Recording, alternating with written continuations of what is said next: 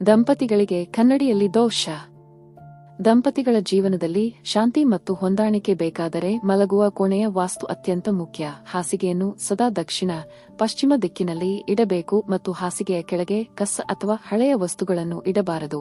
ಇದರಿಂದ ಸಕಾರಾತ್ಮಕ ಶಕ್ತಿ ದೂರವಾಗುತ್ತದೆ. ದಂಪತಿಗಳು ಮಲಗುವಾಗ 2 ದಿಂಬುಗಳ ಜೋಡಿ ಇರಬೇಕು, ಏಕೆಂದರೆ ಒಂದೇ ದಿಂಬು ಏಕಾಂಗಿ ಭಾವನೆಯನ್ನು ಹೆಚ್ಚಿಸಬಹುದು. ಇನ್ನೊಂದು ಮುಖ್ಯ ನಿಯಮ ಎಂದರೆ ಹಾಸಿಗೆಯ ಎದುರು ಕನ್ನಡಿ ಇರಬಾರದು. ಲಾಲ್ ಕಿತಾಬ್ ಪ್ರಕಾರ ಇದು ಜಗಳ, ಅನುಮಾನ ಮತ್ತು ಮನಸ್ಸಿನ ಅಶಾಂತಿಗೆ ಕಾರಣವಾಗುತ್ತದೆ. ಕನ್ನಡಿ ಇದ್ದರೆ ರಾತ್ರಿ ಸಮಯದಲ್ಲಿ ಮುಚ್ಚುವುದು ಉತ್ತಮ ಪರಿಹಾರ. ಜೊತೆಗೆ ಮಲಗುವ ಕೋಣೆಯಲ್ಲಿ ಮೃದು ಬಣ್ಣಗಳು ಮತ್ತು ದಂಪತಿಯ ಸಂತೋಷದ ಫೋಟೋ ದಕ್ಷಿಣ ಪಶ್ಚಿಮ ಗೋಡೆಯಲ್ಲಿ ಇಡಬಹುದು. ಇದರಿಂದ ಪ್ರೀತಿ, ವಿಶ್ವಾಸ ಮತ್ತು ದಾಂಪತ್ಯ ಸುಖ ಹೆಚ್ಚಾಗುತ್ತದೆ. ಇಂತಹ ಉಪಯುಕ್ತ ಮಾಹಿತಿಗಾಗಿ ವಿಡಿಯೋವನ್ನು ಲೈಕ್ ಮಾಡಿ, ಶೇರ್ ಮಾಡಿ, ಚಾನೆಲ್ ಅನ್ನು ಸಬ್ಸ್ಕ್ರೈಬ್ ಮಾಡಿ.